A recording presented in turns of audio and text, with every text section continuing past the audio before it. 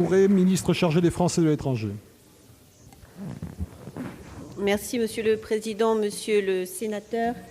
Thierry Repentin, ministre des Affaires européennes, vous prie de l'excuser, il est en ce moment à l'Assemblée nationale et je répondrai à votre question.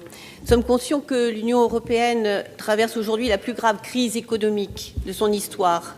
Cette crise, les institutions européennes comme les États membres y ont apporté des réponses parfois inadaptées, d'autres fois trop tardives.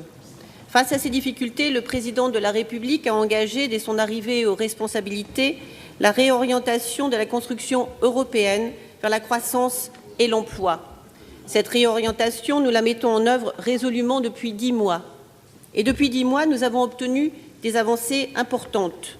Sur la croissance, d'abord, l'accord du Conseil européen de juin sur le pacte pour la croissance et l'emploi de 120 milliards.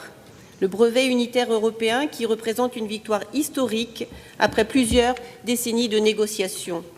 Sur la régulation de la finance, des mesures immédiates de stabilisation, la taxe sur les transactions financières que nous avons obtenue grâce à un accord franco-allemand, la supervision bancaire, prélude à une véritable union bancaire de la zone euro. Vous évoquez aussi le programme Erasmus, dont vous vantez à raison l'immense succès.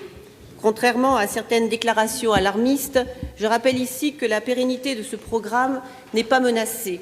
Le montant qui lui est alloué au titre du prochain cadre financier pluriannuel de l'Union devrait en outre augmenter en termes réels. Vous soulevez ensuite la question des farines animales.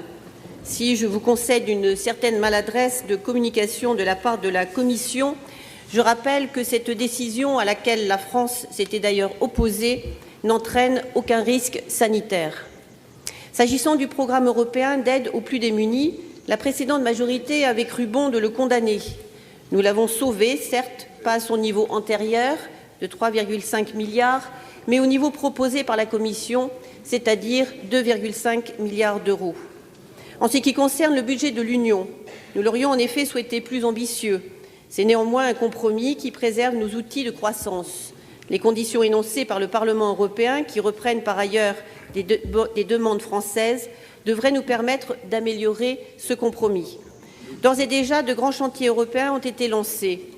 L'approfondissement de l'union économique et monétaire, le développement d'une politique industrielle plus intégrée, le juste échange dans les relations commerciales, notamment, doivent renforcer l'Union européenne dans la mondialisation et protéger ses peuples.